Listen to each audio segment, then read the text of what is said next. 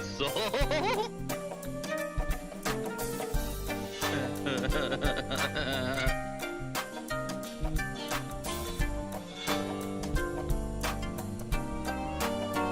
I noticed. I'll open my thing here real quick. There it is.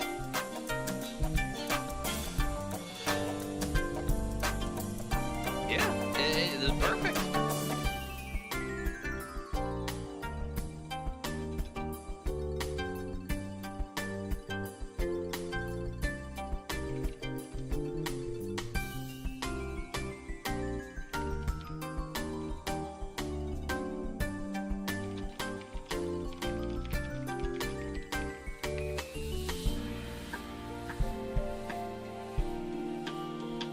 Oh, I can hear quadruple of you, or quadruple of you.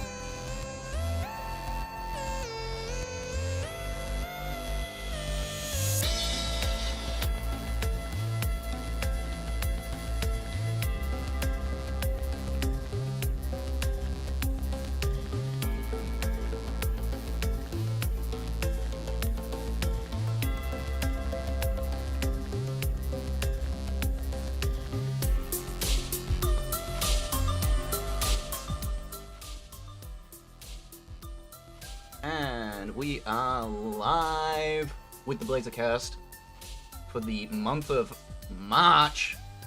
This is the third one. Woo! We survived 3 times. Yeah, lucky number 3. And we finally got away so that we're live on both of our channels at the same time. Here, I'm even gonna throw a test message in there, so that my side of the chat should pop up. Yep. There it is! Look at that! It looks good! It's working! The left side being my chat, the right side being Blazer70's chat. Everything is working as intended. Woo! Oh yeah. Happy Saturday, Born. How are you doing? Happy Saturday. Oh, this is gonna be a good one. This is gonna be a good one. Oh boy, do we have a lot of things to talk about. Alright, let's... I know, I think... I want to say it was in one of my streams. Someone mentioned we should have some nice little jazz, so...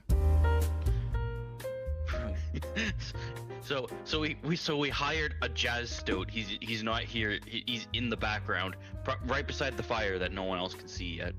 Exactly. It's just that. Don't worry about it. Hey, they're old school. Happy weekend. Happy Easter weekend. Yeah, happy Easter weekend. I hope everyone's got their Easter eggs. And I hope it's the ones that they wanted and not like shitty discount ones.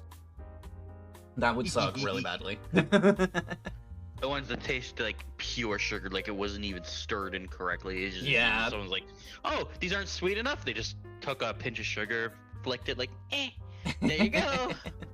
Right, what I'm gonna do is I'm gonna put you here. I'm gonna put what we got for the docket over here. We have been filling this out since, what, the beginning of last week? And it just kind of exploded with the F-Zero patch this week. Yeah, oh, God. Oh boy. Alright. Well, just in case, if this is anyone's first time here, this is the Blazercast, where I, Blazerwazy, and the Stoat, Blazer70, get together at the end of every month, and we talk about things that we've done on our channels, things that are tangibly related to the things that we do on our channels, and the things that are coming up on our channels. Exactly. See, that I couldn't have said it better myself. I see. I'm glad you said that, because if I was the one saying that, I'm pretty sure I would have tongue twisted myself. Honestly, that was completely free flow. I didn't have that prepped at all. You are ready, my dude. We've got 2 under our belt so far. I feel very confident with this whole podcasting thing. Yeah, it's getting better every time. Yeah, it's something every time we get to a new episode. I've always made like a new thing to go on, like to add to the stream. It's just one of those evolving things that we're doing. Yeah. Just a few more rare candies and it'll... Eventually we'll have a professional one. As always, this will be uploaded to Spotify and a couple of other streaming stations. You will be able to find the links in our Discords. !Discord and chat if you aren't part of those. But yeah, let's get into it. Yeah, let's go. This is gonna be good. We got so much to talk about, and okay. Let's start out. Yeah, let's start out with the first thing, the important thing, the thing that everyone knows us for, F-Zero. Yeah. So, do we talk about the patch or the event? Well, I think first off, because it's so brand new. Thank you, Nintendo. Yeah. Take this from deep in the Stoat's heart. You have saved us the embarrassment of saying, hey, what the hell are you guys doing? Please stop being like this. And then you turned around and you released the patch before the Blazecast, and it's just like, thank you, Nintendo. You truly have made this Stoat's dream a dream come true, because you have literally done almost everything we've been asking for. Almost everything. Like, for anyone who's not aware, the Nintendo, I should say, has dropped a new F-Zero patch, and it is crammed full of stuff. Yeah, this one is the beefiest patch that they've done so far, I would say. Yeah, like, they have what I've personally been saying, even though it's not like the most, hey, oh yeah, we did great work, it's, you know, they did mirror tracks, but I said from the beginning, you want to give us more stuff to do? reverse your or mirror your tracks just like you do in Mario Kart. It's not like the world's greatest idea, but I mean, like, it's simple enough and gives us something extra, and they did it. They did, in fact, do it. And you know what? I think this has probably been the best patch that they've done. Yeah, easily, hands down, 100%. Especially with the Pac-Man pellets they're throwing on the track. They've got the little bumpy mines instead of the explodey mines, which is kind of silly. And I've been trying to find a way to make those work, because like the way those little blue bouncy mines work is like you hit them, you slow down, but you spin for free. It doesn't consume your spin meter. So if you do it correctly, you could do some really crazy like spin attacks or things against someone who's trying to pass you. But I don't know. NSO itself is just like, oh, what a neat tactic. They're already 2 seconds ahead of you. Yeah, it's definitely added a lot of tools that might change the way that the game is played on those specific tracks. We'll go into detail with them though, because it is a very beefy patch. But also, thank you Nintendo for dropping this before the podcast, not after the podcast, and also giving us all of the information before the podcast, and not after the podcast when the community has found the stuff. Because the Blazercast hasn't had a good track record with F-Zero patches and the content that's included in them, especially the hidden stuff. Because, yeah. Thank you. Thank you, Nintendo. So yes, thank you, Nintendo. Someone's got to be watching us, because the things that they dropped are almost one for one what the community and ourselves have been asking for. Yeah. Like, these mirror tracks are one thing. I remember old school talking about, hey, this vehicle should get extra spins. Well, now the goose be spinning like it's a Beyblade. And, you know, like, the Fox, okay. One of the biggest things I think they did, they got rid of, well, not 100%, but it's like the dry boost spam is now extinct. Yeah, I feel like this is the biggest change. Like, the most impactful, the biggest, and the most far-reaching one. Because this has essentially decimated the meta of Fox being on top.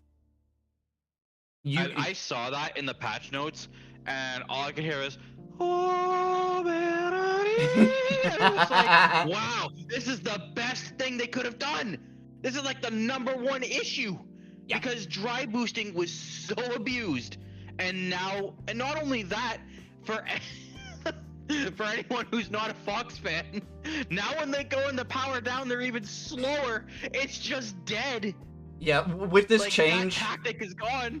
With this change, I wish every Fox main a hardy transition to one of the other machines, such as Falcon or Goose. Just don't worry about Fox. You know. That being said, F for Fox. Let's be real. Yeah. Press F for Fox. F for Fox. Now, let's be real though.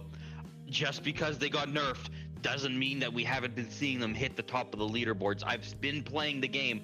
There are Foxes that are out there still, like, just knocking it out of the park.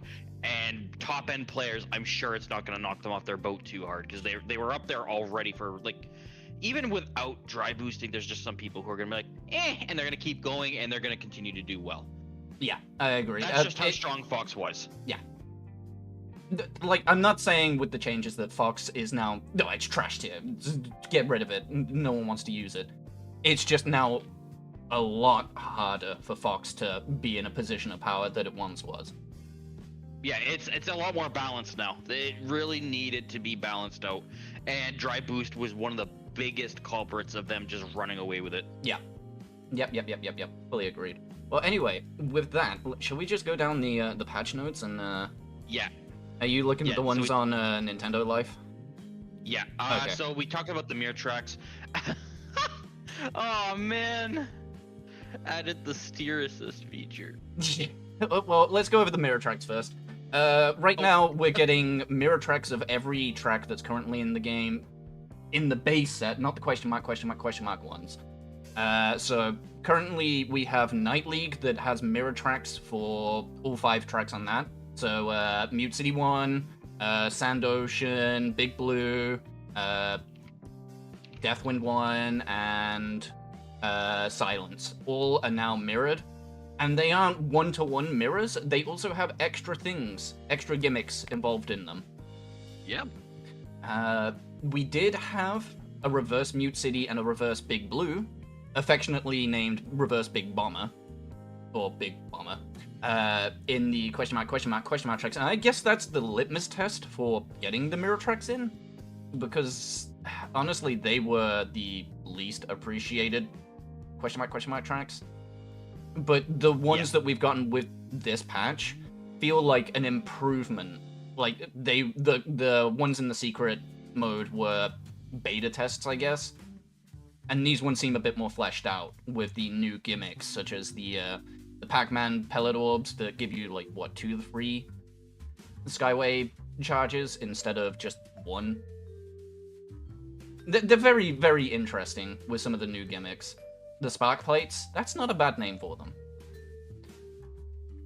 Besides that, I just say Pac-Man kind of dropped his pellets and then we picked it up for him because they do look like Pac-Man power pellets. They really do. And they got little like blips to them too, like bloop bloop bloop. It's like almost I want to say that the sound when you go over them is very aesthetically pleasing. It's like a. Yeah. Ooh, Sparkies. We still have the massive amount of jump plates in Mute City 1. Beyond that, there isn't really anything new. Reverse Silence has some new replacements for the mines that was on Silence, which are the blue bounce pads, which are weird and I don't like them. Basically, they're like mines, but if you hit them, they don't explode. They force you into a spin without using your own spin. It is a free spin, but it slows you down so dramatically. Yeah, so I can't imagine a world where you hit one of these blue mine plates. Like, you don't take damage if you hit this. That's a good thing. The bad news is even if you're boosting, you slow down significantly off these boost plates. You do go into a spin, but I don't think it warrants, like, I don't feel any reason to run into them deliberately to benefit off the spin. NSO already has a notorious issue where, you know, you think you're hitting somebody, but you're not hitting them at all half the time. Yep. And as far as I've been playing, that's still kind of an issue where it's like, okay, I hit this guy directly, but they're actually 2 seconds ahead of me anyways, and just like, I boosted, I span, I invested in this move, and now they didn't even feel it. I'm just playing with myself. Yeah, it's... For all of what this patch has added, NSO is still a big issue. In fact, I would actually argue that it's gotten worse with the amount of people that are returning to check out the patch. I mean, you saw last night, I got like 2 or 3 comm errors. I never get comm errors. The last time I got a comm error was like 4 or 5 months ago. Yeah, that's like when the game was still fresh new. Like, that's... Now, I'm not saying, hey, all these players, what do you think you're doing here? This is an elitist game now. You have to get out of here. What, you have 99 wins yet? Get out of here. That's not the issue. That is not what we want to say. Yeah. Want Nintendo's understanding of online functionality still in 2006? No, please, no. Not the 2-second delay Smash Brothers Brawl strategy game type internet. Oh, Jesus. Yeah, it is very equivalent to how the Wii felt. So we also, with the mirror tracks, they are standard rotation. They will appear in 99 just in free roam rotation. They're denoted by like a little, like an arrow, 2 arrows kind of like pointing up and down. Yeah. They will also be in Pro Tracks, Team Battle, Mini Prix, and Mirror Grand Prix, which is a new addition. I know Old School mentioned this last night, and since I've been playing it today, I think he actually might be right. I think Mirror Grand Prix has actually replaced Standard, at least for this weekend. I have not seen Standard Night League. Which... Yeah, this weekend it seems like it's back-to-back Mirror. Yeah.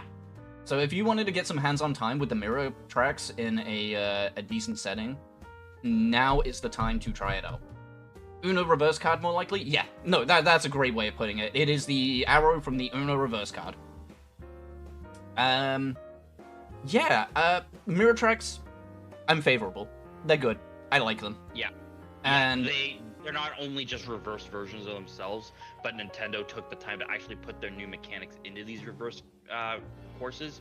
So now it actually feels like not only are we just simply going in reverse, it's like, oh yeah, it's New City, just reverse, but now they're actually putting their new ideas into effect as well. So again, spark plates, bumper mines. Now we haven't seen the magnet like you remember how one of the videos in the demonstration was like someone bouncing off of walls in Port Town or something like that. Yeah. We don't have Port Town yet. So those obstacles specifically where the cars are bouncing off the walls and it's not doing damage to them because it's specifically a bumper. We don't have that yet, so we can't really comment on it at this time, but I'm sure similar to how the other like remember at the beginning of F-Zero when it was like, oh, you only have Night League, but now you have us Queen League. Oh, and now you have King League a month after release. Yeah, I'm pretty sure it's gonna be the same formula where they're releasing Queen League in about a week, maybe 2 from now. Yeah. And then King League's gonna come in about 2 or 3 weeks. So everybody be patient. I'm just as excited to see it. Like this again, this is a great patch. I can't wait to see what they put for us in these other tracks. Yeah, they needed to do this 100% hands down. They really did cook with this patch. It is such a content like explosion right now. Time to talk about the one thing that I am not a fan of in this patch. Steer assist. Steer assist. God. Oh, I don't want to say anything to upset anybody, but like, I enjoy my RC cars. Just got a little antenna. Like, beep, bop. It is very cute. I'm using tilt controls. It is very cute. But I get flashbacks to Mario Kart where it's been accidentally turned on and I didn't know what it was. We've tested this. By we, I mean you. I refuse to use it. Yeah.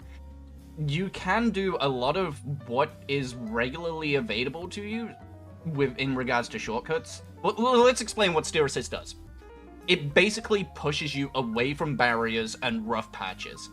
It will also try its dangdest to avoid crashing while you're jumping. So it'll try to steer you away from out of bounds. Yeah.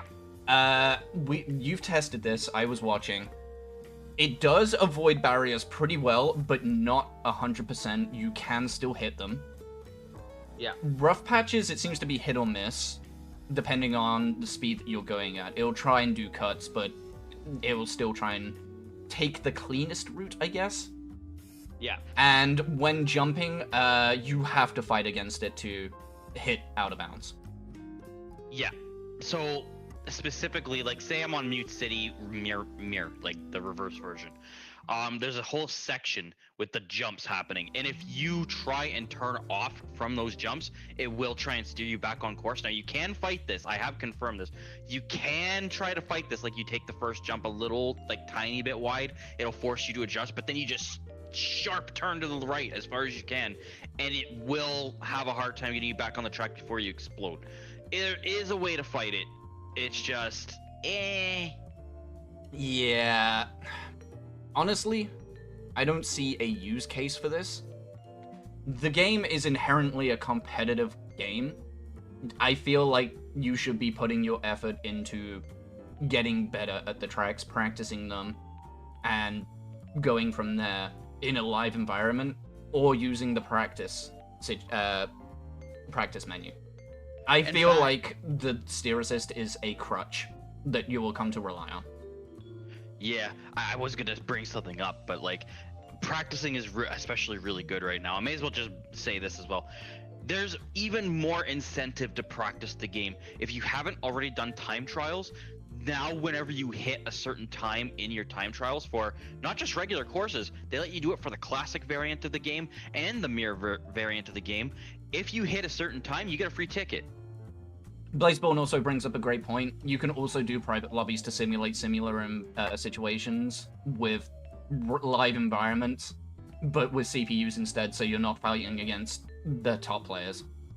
Yeah, so Nintendo, listen, I do love what you did this patch. I enjoy the fact that now I can pretend, hey, I have a little RC car, but I'm never going... I know this probably wasn't intended for people like me, but I will never use it competitively, let's be fair. Yeah, I feel like the only use case for this is little Timmy is visiting at the weekend. He sees you going in the fast car, and he's like, I want to turn. This is the mode that you switch on so little Timmy can have a go. Granddad, I want to play F-Zero too.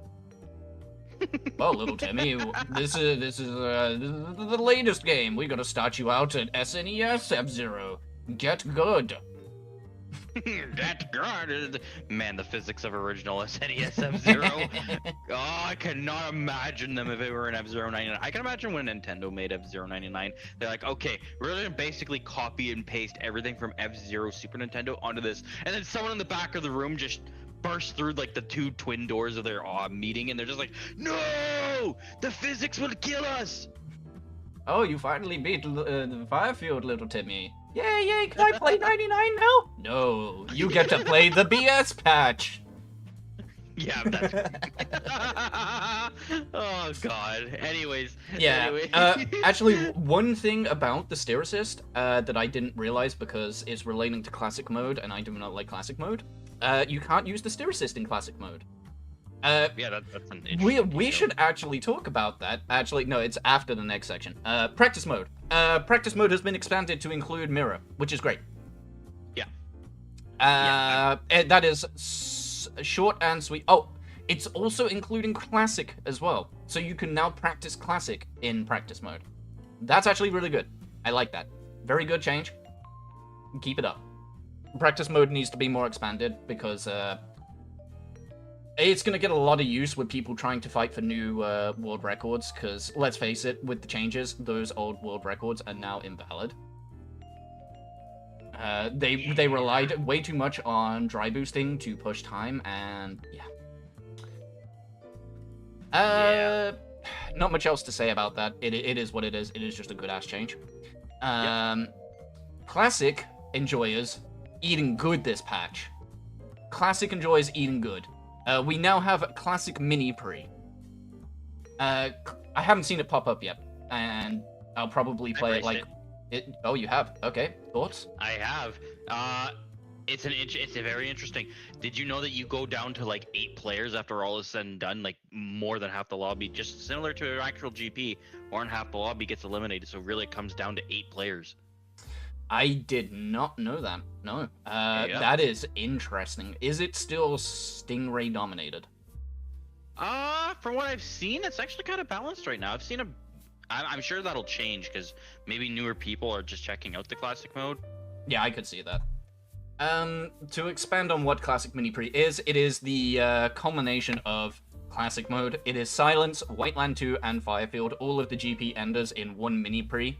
Except it is using the classic rule set of, 4:3 aspect ratio, camera is further zoomed in, and draw distance is kind of fucked to simulate old SNES. Man, I wish I could get Silence, Whiteland 2, and Firefield all in that. Is it not? No, it chooses 3 courses at random in classic mode. Okay, I lied. The way that the patch notes made it seem was that it was all the GP enders in one race. Misread that. Okay, well, I will reformat that word and say this is the only way to experience Silence, Whiteland 2, and Firefield in the classic rule set. There you go. You did it. They are not available, to my knowledge, using the regular classic mode. Order goes King, Knight, Queen, King. Okay. And it was very hard. Oh. Yeah. Well, Wandering Spirit says that they got Silence, Whiteland 2, and Firefield in one Classic Mini Pre, so I guess it is possible. It is possible. If it takes from one of each, then yes, it's entirely possible. Old School's also gotten it. It really is fun. I will need to try it at some point, whenever I see it pop up. Moving on from that. Challenge highlights. These are limited time challenges that can only be attempted for a set period of time, similar to how the seasonal limited event went on during winter. This is good. This is great. From what we've seen, it is a 2-week limit, and you have one singular objective, and you will get a reward for it. In this case, it was a purple boost. It looks fantastic. I like it. And I can't wait to see what else they are going to put as rewards on this. So for me, it also lets you know which of the other challenges, if you haven't done them all already, it lets you know what other challenges that you could go for in your pursuit of perfection. Like for example, Mr. Stowe, you need to work on your trust building exercises because you still need to race on 50 team battle matches. You too.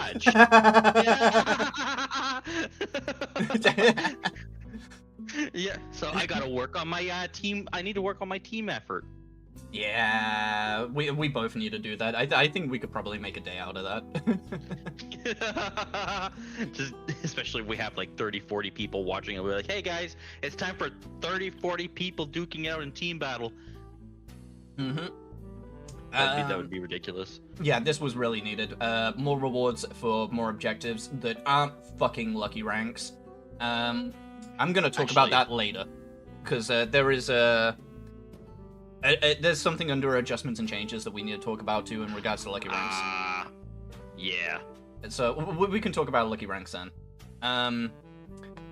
Moving on, we have added boost colors and spin effects for machine customization, as well as extra things for pilot car customization. The big change here is that they have now separated boost from spin. So you can now change your spin effect and have a different boost from that one. So for example, you could have a default red boost, but you could be using the winter seasonal effect spin effect. And I believe they've now updated it to have like a little jingle chime whenever you do the spin. I don't remember that before. It's beginning to look a lot like Christmas. It's still March. Christmas was 3 months ago. I know, but like it's making a comeback, man, and it's spreading everywhere. Tomorrow is Easter. I don't think Christmas is going to overtake it. Although I do want to see the Easter Bunny and Santa Claus duke it out. That would be funny. This is a fluff change, but it's a fluff change I love. It allows further customization. One other thing that has come out has been new decal settings have come out for the Mirror Knight League. You don't even have to win. This has been something that I've noticed with the Mirror Knight League. None of the unlocks for it are place in first place. For the badge, you just need to get top 3. You just need a podium to get the badge. Yeah. Which is a great change because, let's face it, winning a GP is a bar of entry for a lot of players, especially with how long the game's gone on. Yeah, it's definitely dominate. Like, you know, you see players like, oh, hey, who's gonna win this one? Oh, what? Well, Old School's in here. He's a good contender. Oh, there's George. Oh, he's gonna absolutely dominate this. Oh, Speedlund. Look at this man. He's gonna dominate it. And then there's like, oh, here comes Christine. Oh, poor Christine. Christine's only got like 2 wins. Lucky duck. They feel very good, but like these other guys, man, they got 99 plus wins. That Stoat over there has got 1,300 wins. Oh, gee, I wonder when he's gonna crash out. It's a very good change, a very needed one, because it now opens up 2 extra slots to get those achievements. I still feel like the top 100 badge, even though it's hidden and out of sight, I still feel like it's a very out there badge to get, but that's a whole different shebang from this. Yeah. The fluff changes, very good, love them, can't wait for it. The Queen and the King ones to come out and see how those do. What's next? Pilot card badges can now be set multiple times with the same card. I believe this just means that you can copy and paste this. Yeah. The badges onto the same card, so you can now just have 100, 100, 100. Yep. Or you KO if your name is Bowser. KO. Yeah. At least 1 machine card is now included amongst mystery ranks in Lucky Ranks. This is good. The fact that you now have a free space is just like, okay, I'm just gonna race as the Goose for today and get my guaranteed 1 rank for my backdrop. Yes. So has anyone ever played bingo Because if you have, it's like that very free space that you usually get on your bingo card, right in the center of the card under N. It's like free. So that's exactly what this is. As long as you race with that vehicle, you will progress your lucky ranks. Yep. I also want to say that they have adjusted the likelihood that you will get multiple matches. I was fucking around yesterday, and I still managed to end up with 4 matches. Yeah, I got 6 matches on Thursday and then 5 matches on Friday. I don't know if that's true. I don't know, man, but I mean, if that's true, it's obviously not in the patch notes, and this is just entirely by feel. But I feel like multiple matches is now a lot more common than what it was. Obviously, we don't have a huge sample size. It has only been half a week. But I would be interested to know if other people have been getting multiple matches beyond just, like, the free space of the machine. I've seen, like, today, for example, I had Goose machine slot and 2 wildcards. Like, that's instantly 3 matches right there. I would just need to match 2 extra spaces. And that's not out of the realm of possibility. Well, so. It's crazy, too, because, like, I'm pretty sure when I got 6 matches, it was like I had 1st, 3rd, 20th, 2 card slots. It was the Stingray and the Fox.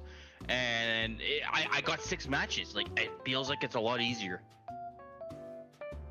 It does feel a lot easier, so, yeah. Next is private lobby passcode can now be toggled on and off. Good, but also really weird because people could just see you putting it in if you're on stream. Yeah. I don't know if this actually hides it while you're in the lobby as well. That would be good to test. I assume it does, but yeah.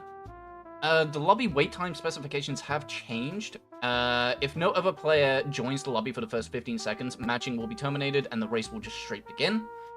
If no other player joins 10 seconds after the last player joins the lobby, matching will end and the race will begin. Private lobbies are not subject to the specification change. Basically, what this does is it gets people into races faster.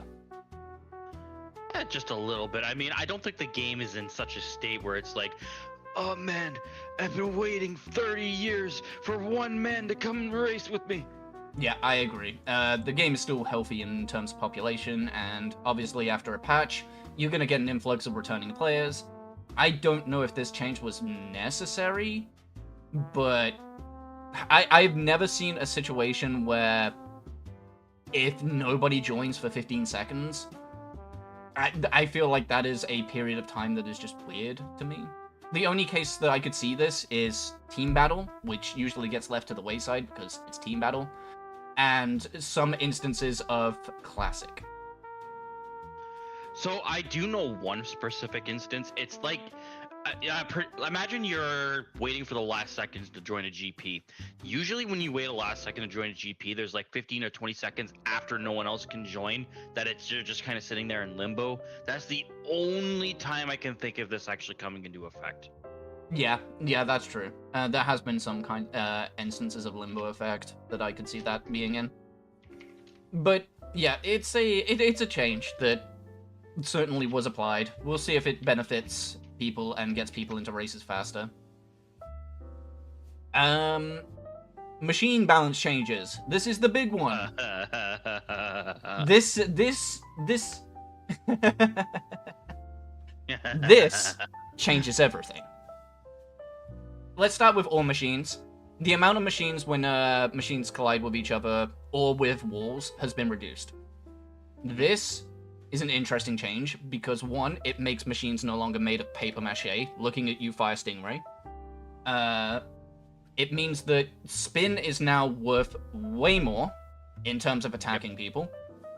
Yep. And it also means that fuck-ups on corners is no longer as punishing because you will now have more boost to correct yourself with. Yeah. Here's the big one. Here's the big one. Ready? You ready for this, guys? Boost can no longer be used continuously without power. Now, to reiterate, this means that you cannot just press A while in power down to boost across the line. you now have a good 4 to 5 seconds before you can boost again after that initial boost. It is a drastic change that is changing up the way that F-Zero is played. It is the best change they have ever made. It now makes the player base on par with each other because, let's be real, the Fox can't just run away with it. So, Foxes can't just besides save that- themselves. Besides that point too, I remember an earlier podcast, or at least at some time during my stream long ago. I was like, okay, guys, dry boost is broken. How would I change it? Make it so that you can only use it once in a while as like an escape mechanic. I remember specifically saying this multiple times, and they did it. They actually went and did it.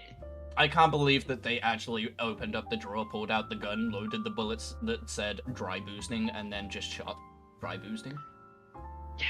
Dude, so it's not that you can't do it. It's just now you have to think about. It's almost like the fact that it's like, okay, people are coming after you. You have your spin to defend you, but once that spin is gone, you're on your own.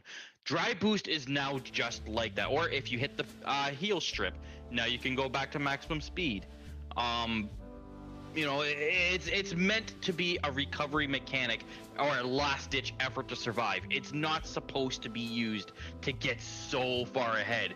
But it's over with. I don't have to talk about it anymore. It's gone. It's done. I feel like someone took a curse off upon my shoulders. You know what I mean? Like it's. Oh no. They looked at him and said, "I like that stoat. Let's even it out a bit."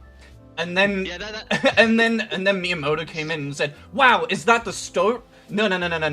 Let's make some Blue Falcon changes." Yeah, here come the Blue Falcon changes, by the way, because Alright. Blue Falcon changes. Slightly increased maximum speed when using boost. So this isn't a huge change, like Vampy noticed it when we were playing, but when everyone else is boosting, Falcon's pulling ahead ever so slightly. Like they're catching up when they're boosting. So what it used to be like was when before this patch, whenever everybody boosted, they had the exact same like top speed while boosting. Falcon's is increased now, so they're getting up there like higher on the speedometer, and it still lasts the same amount of time, but you'll notice they're pulling ahead. If I were to put a fox, a goose, a stingray, and a falcon literally one for one beside each other, and every single one of them boosted at the same time, the falcon would pull ahead easy. Yeah, I have noticed a lot more Falcons reaching the front of the pack after the initial start of the race, and that's mainly also due to the second change that they got. But once people hit that starting line and get boost activated, you can see that Falcon is getting up there with Foxes. And it's no longer just a case of, well, Falcon's next to a Fox, but the Fox is going to just double boost away. It is now a case of, if that Fox boosts away, it's likely to go and power down and not go anywhere. Yeah. Now, the second change is the thing that really intrigues me about Blue Falcon, because it's technically a stealth nerf to everyone else. Typically, when before the patch, when anyone hit a boost pad, they would go to the maximum speed of 999. No one does that anymore, apart from Blue Falcon. This is now Blue Falcon's gimmick. When Blue Falcon hits a boost pad, they will reach the maximum speed. Everyone else will go to just a little bit below that. They will not reach top speed. So here's the interesting thing.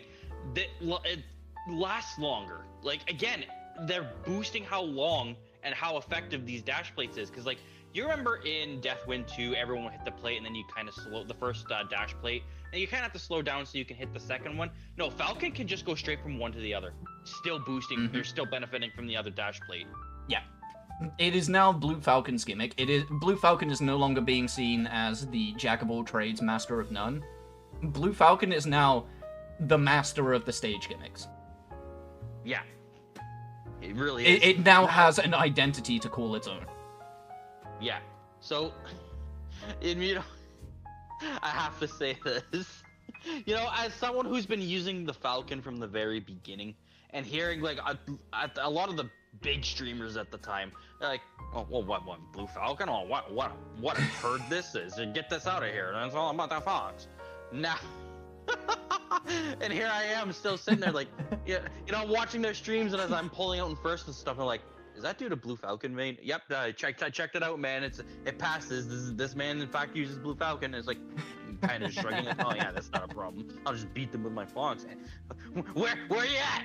I'm not saying anything. I think it's funny.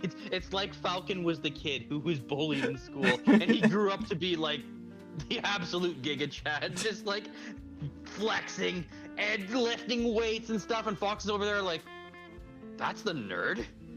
You know what I mean? Just like.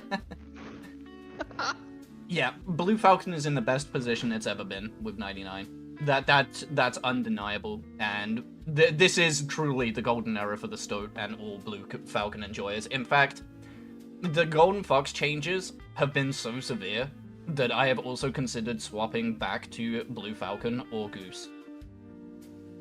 Speaking of Fox. Speaking of Fox, slightly reduced maximum speed when power is reduced. So I've seen this go down to about 370 kilometers at best. That is a crippling slow speed for a vehicle that's already slow. Yeah. When power is reduced, it's... Yeah, it basically incentivizes you to not just spam boosts anymore. I mean, obviously, the dry boosting change just cripples Fox from what the meta strategy is. It still runs very nicely. It's still one of the best cars, I think, for drifting around corners. It's just, you now have to be way more conservative with how you use your boost. And that is where the second change to Fox plays into effect. Slightly increase the amount of power required for a boost. Yeah. Man, I saw that and I was like, wow. Not only did they get rid of dry boosting, but they laid the absolute backhand to what the Fox is supposed to be good for. Yeah. It is, they got hit with the hammer hard. Yeah. There's no doubt about it. They needed the nerfs. I'm not gonna lie. As a Fox main for the last 3-4 months, they needed those nerfs really badly.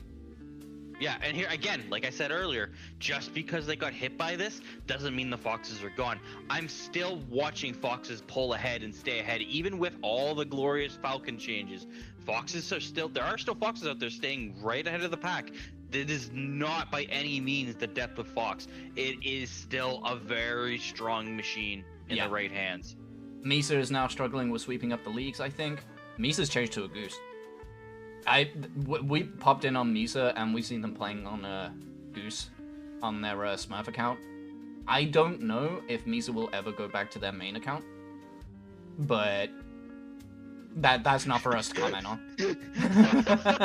I will say that it came to mind just now for people who were waiting for, hey, I want the streamer to be part of our team. You guys just got drafted Misa. So honk for in the chat for Misa. honk, honk. Speaking honk for Misa.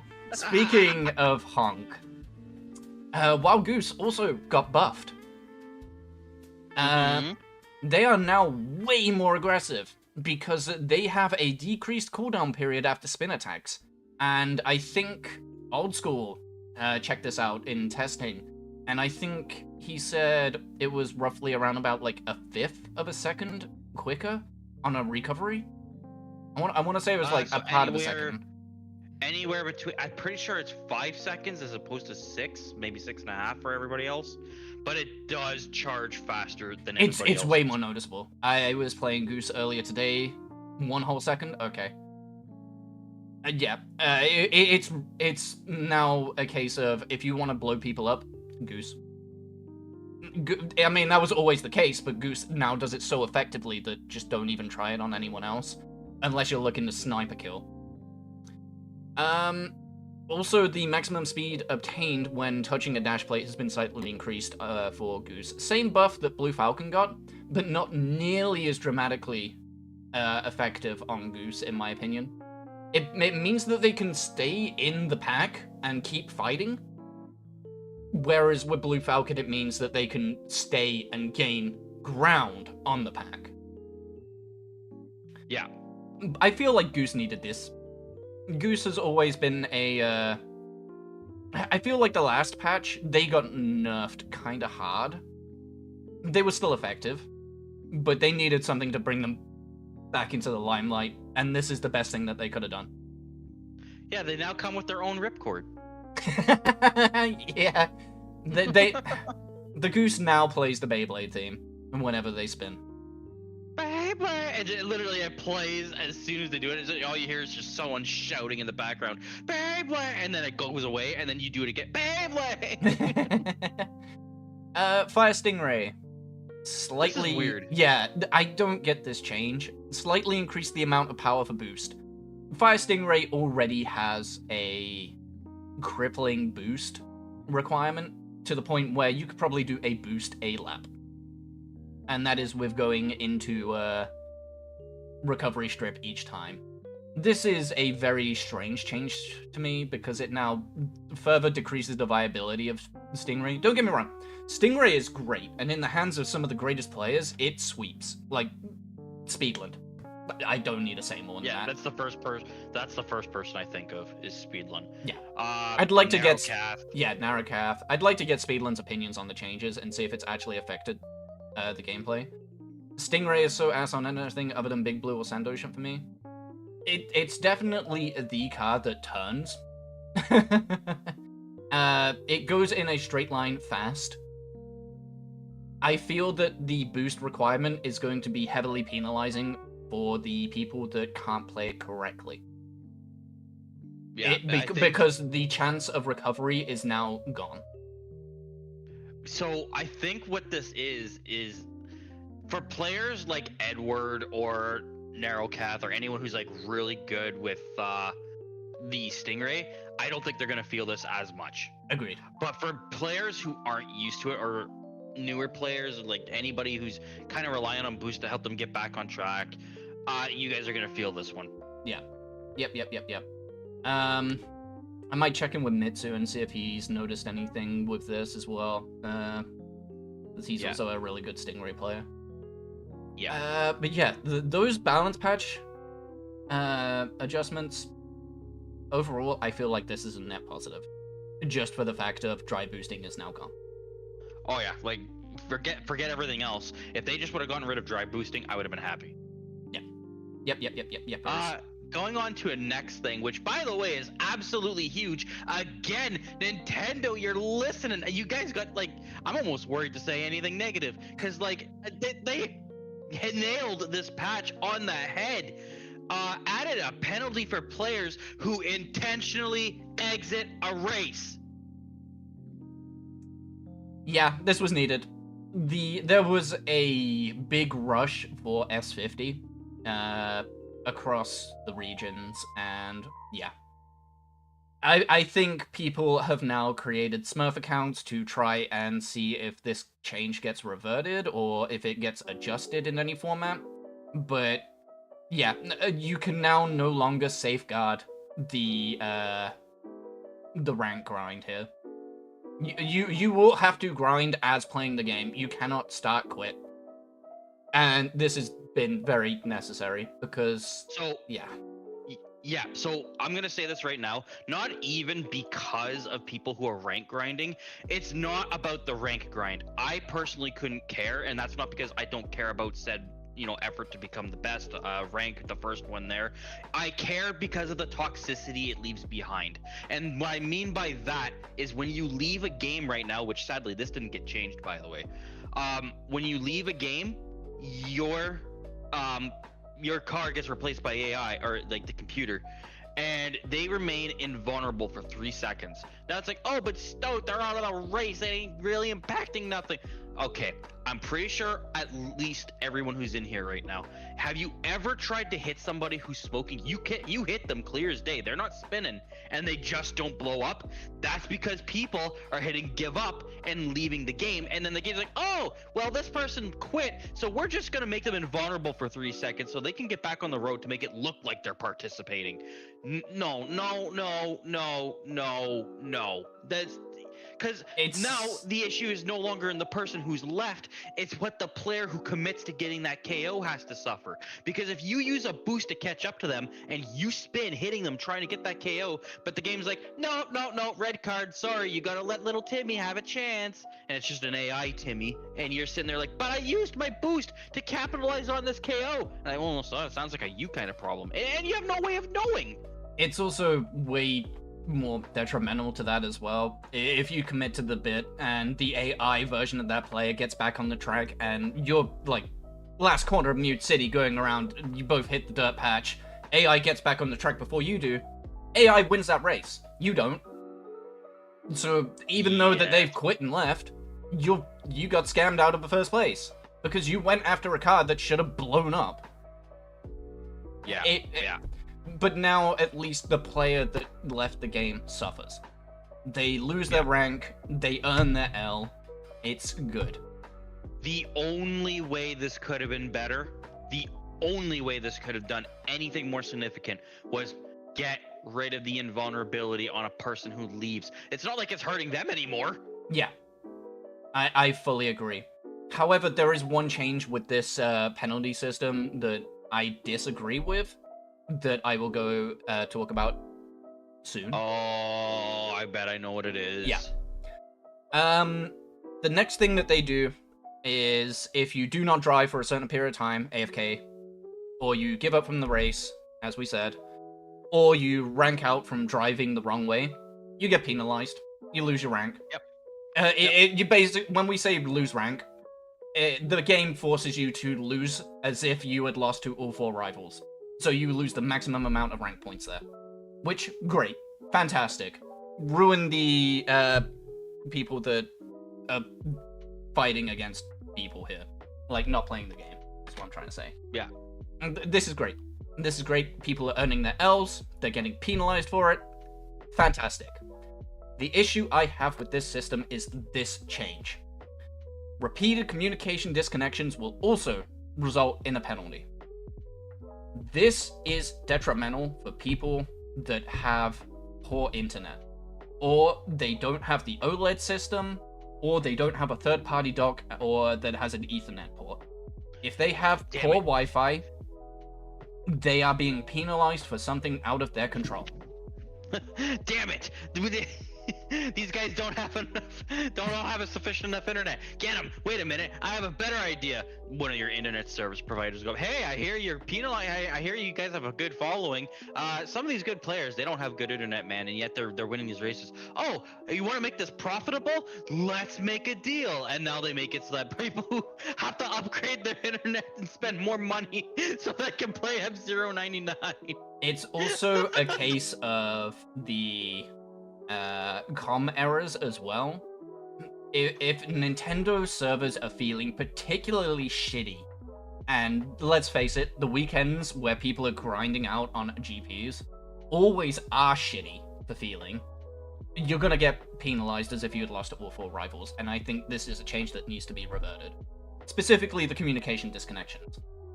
It does mean that you can't just plug and save your rank that way, which I'm on 2 minds of. Like, obviously I want people, obviously I want people to take their L's. But I don't want legitimate people who have poor internet and are enjoying the game, or Nintendo's shitty infrastructure is getting in the way of that, and they get hurt by it. It's a real double-edged sword here. Yeah. I'm going to, with your permission, of course, Benoit, the next few changes are kind of insignificant, so I think we should just, speak about it, a little bit faster here. Slightly reduced number of skill points when a player with a skill of S20 or higher loses when they lose to 3 or 4 rivals. That's change. Okay, but it's needed change. With the addition of the Mute City 1 and Big Blue Mirror courses in this updated data, there will now be 2 secret courses, one based on Deathwind 1 and the other Mute City 1. As a result, the mini-pre that consisted of the 3 races on the secret courses has been eliminated. We already talked about how the mirror courses kind of got rid of Big Boom and Reverse City. So now there's no question mark mini-pre. I don't know what this means for the question mark, glitch courses, as some people have started calling them. I don't know what that means. There's not enough information. If this means they're releasing more of those in the future, please let that be the case. That's all I'm gonna say about that, because otherwise it's kind of just like, you guys have the timers. You can play those two courses if you want. It's. I don't think that's, you know. It is what it is. Yeah. Yeah, nothing really to say there. It's going to be interesting to see what they fill the slots with, but that's going to be down the pipeline. In F-Zero 99 and Classic, the specification for matching players who have just started the game or who are not yet accustomed to playing the game with other players has been eliminated.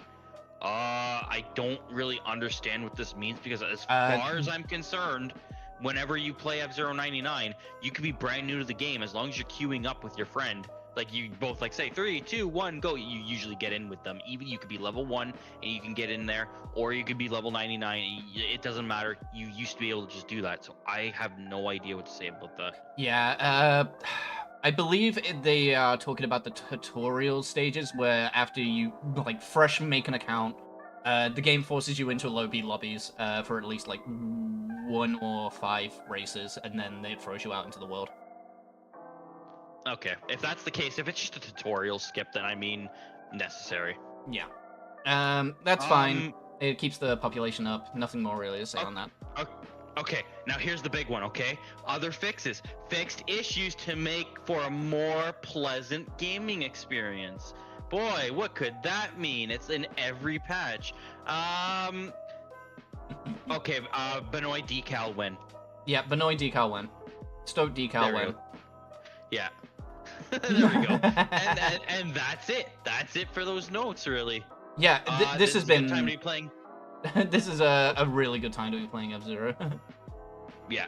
It's full of life, and it's gonna start releasing more tracks later. And I think that this is massive needed improvement. Of course, there's always room for improvement in patches, but I mean, this is significant. Yeah, this has been the most chunky patch that they've ever put out, and it's been very needed. I think a couple weeks ago we were complaining about having burnout on the game. It is just the same old, and now this has really reinvigorated everything. I'm actually looking forward to playing the game. Yeah, I'm not gonna lie. I also started feeling burnout too, because it's like, here's the thing, okay? F-Zero 99 before this patch, it was a Fox-dominated meta. People are sandbagging Firefield, still are. This hasn't changed that. I'm sitting here as a Falcon thinking to myself, how do I improve? Because whenever I get mad, it's not because that Misa guy just try boosting, get ahead. I'm not worrying about things that were out of my control. Kind of I am, but I mean, whenever I criticize something, instead of criticizing the player, criticizing a certain thing, I look at what I can do better. What can Mr. Stoat as Falcon do better, other than the crazy turns he's doing, other than not hitting Randy the red bumper? What can I as a player do to improve or enjoy the game? And at that period of time, there was nothing. Yeah, it's definitely there was a very big drought, and the ceiling really did exist at that point. But yeah, this with the changes they've made has really reinvigorated the game, in my opinion. It's very, very needed. Yeah. Now, now, I'm not saying that this is the only patch that we ever need. We obviously are always going to need more content in order for the game to, have any kind of longevity. I personally, in the future, I do want to see more courses. Of course, they say, oh well, we're not adding new courses, but I mean, listen, the variance courses of White Wind 1 and Fire City, that alone, in my opinion, is good enough. If you're never gonna add new tracks, at least give us more of the glitch tracks, please, please, please, please. You cooked with Fire City. That thing was so good. The first time I saw it, I remember being in awe. Yeah, I remember it as well. That the first time I played on that track, it was so good. It was so good. I almost want, every time I see Fire City pop up, I want to experience it like it's my first time again. It was so good. Yeah. Yep. It There's just nothing else to say about it. It's just a good ass track. They cooked. Yep. So, in my opinion, 3 improvements for F-099. Please NSO stability. I mean, I don't think it's going to happen, but you can always wish. Um, More tracks that are potentially glitch. Even like if they don't plan on actually adding anything else, um, in terms of actual tracks, like unique actual tracks, not mirrored, not classic, not anything, just simple tracks. If they don't plan to do that, please give us more glitch tracks. That's all I'm asking. The third thing, this one's a little bit selfish. More Falcon buffs, please. I mean, no. We have to keep the balance of the game in consideration. Don't forget that last one. We're good. All right. But that does it for the 1.3.0 update. It's going to be interesting to see where they go from here. Yeah. There is another little bit of F-Zero happenings that happened in this past month. This one primarily is your ballpark. The second Galactic GP. Oh my goodness, that was a challenge. So, for anyone who doesn't know, the Galactic Grand Prix is ran by the FZD Discord, and they ran one before, which was also a success in my opinion. I think it brings all the most skilled players together, and it is just absolute. It's almost like you're back in September when the game was released. Absolute chaos when you are playing these courses, and one slip up can put you from first place all the way down to like 60th, 70th, because everyone's taking the same lines, everyone's taking the same boost, everyone's using the same sky. Like they're really, really, really, really pushing for these really tight, optimized plays. Yeah, you as one player, it's like, okay, yeah, I can get this line. But when you've got 98 other players trying to do exactly what you're doing, especially in Mute City, it's like, oh god, it's sometimes it's just pure chaos. But yeah. I love it. It was certainly, from the little bit that I watched, I didn't participate. What I did watch, it looked very, very, very tough. Yeah. So, for me specifically, I ended up getting into 8th place overall this time. So, last time I did the Galactic GP, I crashed out in the Queen, or not even crashed out, I ranked out in the Port Town 1, and I said there and then I'm not letting it happen this time. So I succeeded in the second Galactic Grand Prix with clearing the Queen League, and I'm thinking to myself, okay, King League is literally my best league, I can do this. And then I did the dumbest thing. I ran into I think maybe it was fatigue or something. I wasn't paying attention because I was on fire the entire time, and then I did that Blazer 70 thing. I said, hey Randy, the red bumper, how you doing? And I just went right into the tail end of Randy, and it was over. Even so, still managed in 8th place, and I do believe the FZD Discord specifically stated, out of the 98 or 99 players that were in the Master class, which was the group of people that I was participating with, there were 2 other ones, which was the Standard Division and the Expert Division. The Master Division, only 4 people, I think, survived all 3 GPs without crashing. Nice. It is a definite accomplishment. I do know that the GP this time was handled way better than the last one, and yeah, it just seems to have this what's the words I'm looking for? Better competitiveness this time around. Yeah, and you know what it is? This is where the private lobbies are absolutely shining, because instead of just having like random people, because in GP1 they didn't use private lobbies until the end. Now in this GP or Galactic GP, they used private lobbies from the get-go, and it allowed them to keep the people that they registered in and like keep track of them a lot better. It went way better, and this is just showing the absolute need for the private lobbies that we needed in this game. I'm glad the private lobbies are seeing use like this. I'm glad they're making these games a lot more enjoyable. They're getting the best of the best together. It's the Nintendo, that was such a needed change. Yeah, private lobbies. Added private lobbies. Yeah, I fully agree. the community has been really on top of making the player-made GPs as well. I know there's one in Japan as well that's like super popular and super difficult as well. I can't remember the name of it, unfortunately. But yeah, seeing the player run community events like this, it has been great. It's such a needed mix-up in the day-to-day F-Zero. Yeah, but what this means for me is now I got a new goal. I survived not crashing out or ranking out in Queen. Now I just got to do it for all three again. I mean, I sort of made progress in my promise, just a step backwards. It be like that. Yeah. Here's looking forward to the third Galactic GP Cup that they do. I might enter in that one. Who knows? We'll see. Depends on how I feel this time. I wonder how that one's gonna play out, because I wonder if by then, I hope so, I'm sure this is going to be the case, I wonder if the mirror tracks are all going to be released by that time, and if that is in fact the case, like if they're like, okay, we're going to do the reverse Grand Prix tracks, that is a huge shakeup of what everybody knows, and I feel like that would make the game just, not only is it going to be intense like it usually is, but now it's on all these courses that people haven't had all that much time compared to the other ones practicing. I think it's just pure chaos waiting to happen. Yeah. Like again, we were talking about those bumper plates on Silence, for example. You know, imagine all the top guys going through those at the same time. If someone starts hitting those bumpers and someone's, you know, just going around hitting people, I just feel like the chaos waiting to happen with that is just insanity.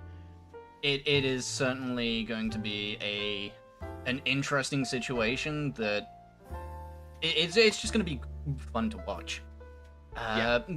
It's going to be a great event. It's F-Zero, but not as anyone's seen it before, so... Yeah. So here's to hoping that for the next Galactic GP, we're going to have just as much success, because it really does bring everybody together. And, you know, I'm very thankful that they came to me and said, hey, you want to be the Falcon streamer?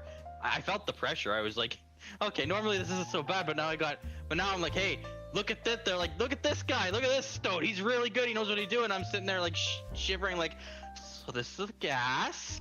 It gets you to go forward. You know, it's just an awkward sort of situation where I'm just like, I'm joking, of course. I had a lot of fun, and I'm very, very happy they came to me to do, you know, that perspective, represent the Falcon, and that was before the buffs.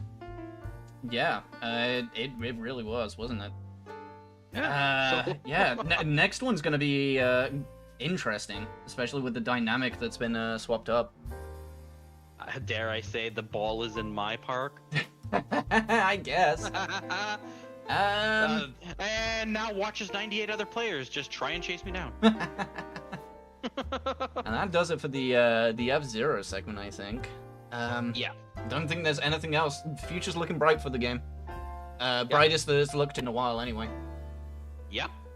Alright, cool. Let's go over what we've done this month. Yep, gaming news.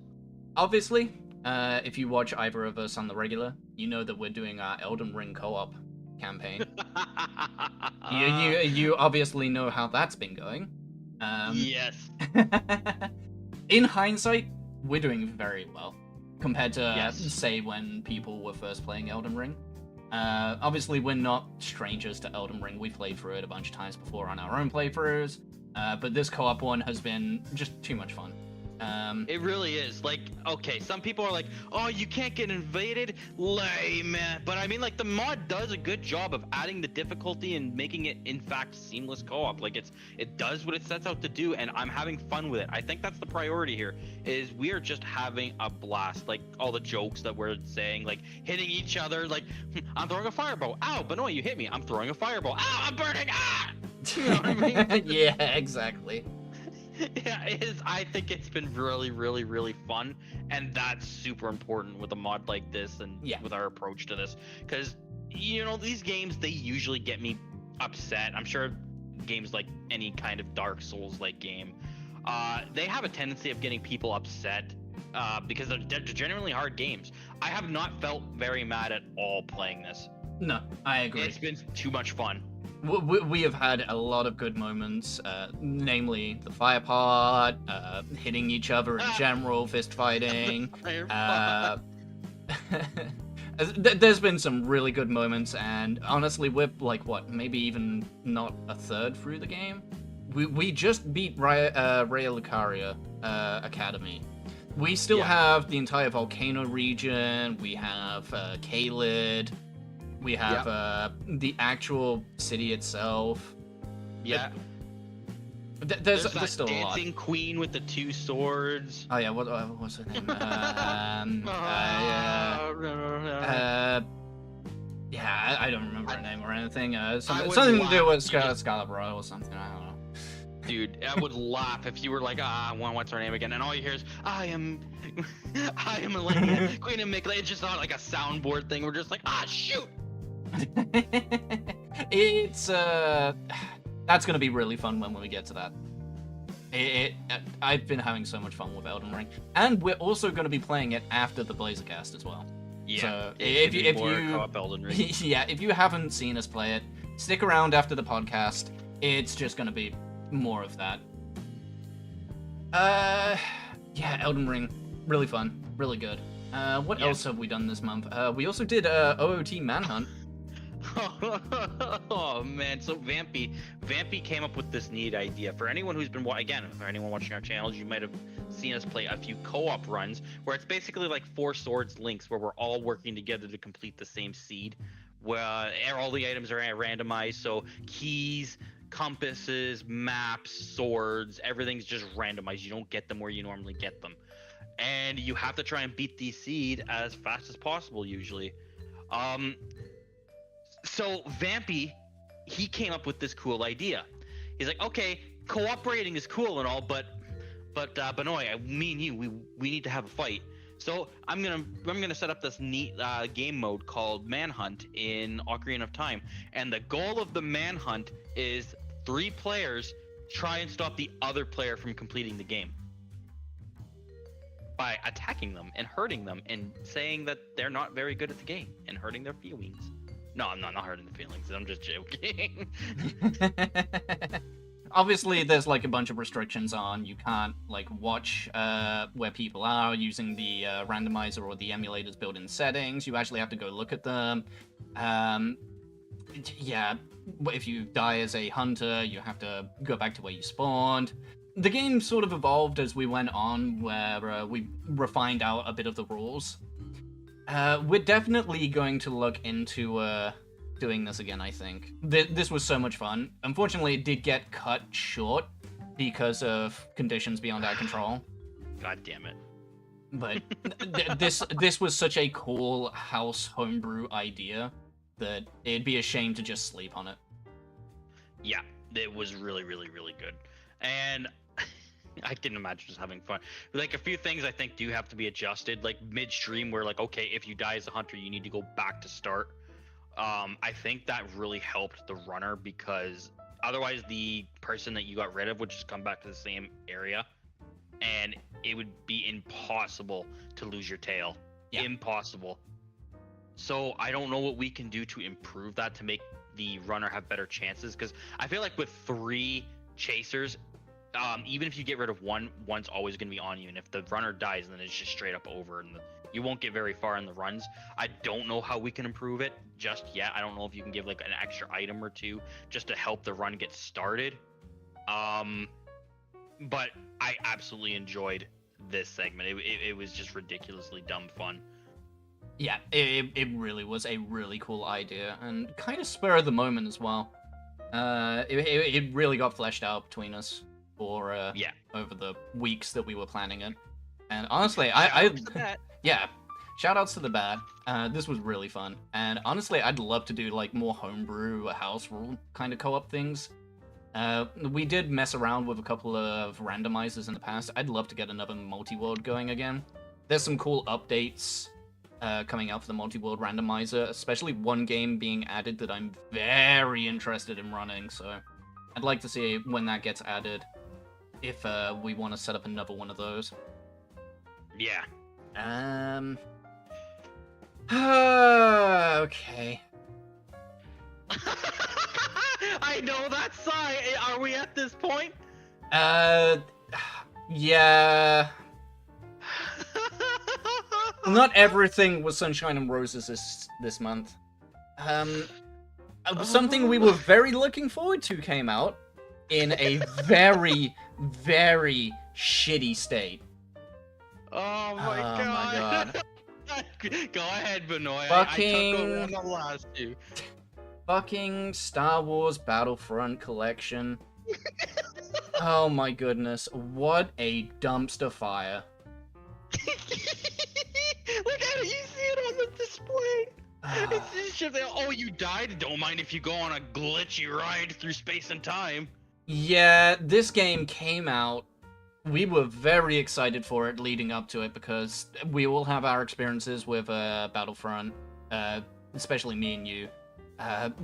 The original game was great fun, and yeah, it just came out and was riddled with bugs, like you wouldn't be able to respawn. There was 3 servers across the entire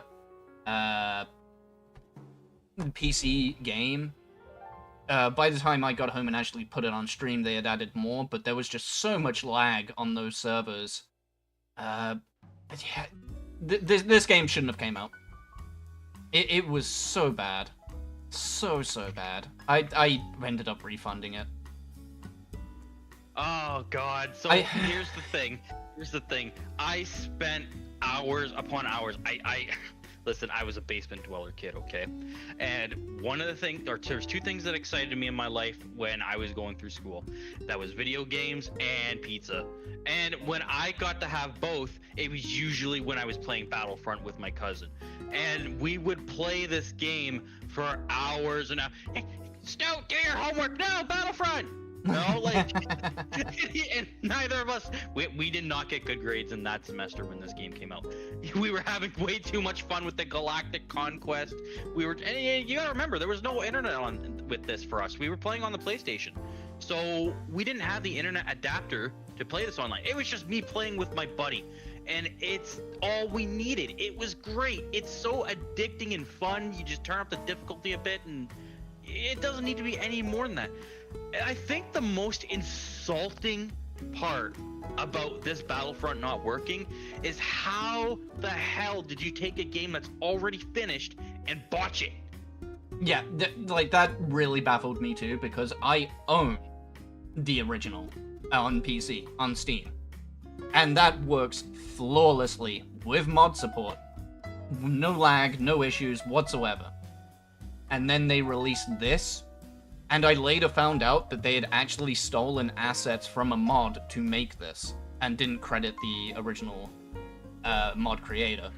It is so shameless. Like, They ask for more money, it takes up more space on your hard drive for some reason, even though it doesn't look all that much different. Yep. It doesn't really add anything new. The textures are pretty much the exact same fucking thing. It's just a repackaged, slightly more disgusting version. I was going to try and compliment it, but I couldn't find anything to compliment it on. I think I could hear something going up your throat when you were saying that. Yeah. I don't know, dude. Like, is this what gaming is? It's like, god damn it. Why? How did you screw this up? Like, you literally had everything going for you. All you had to do was put servers up, and you couldn't even do that. Yeah, it's...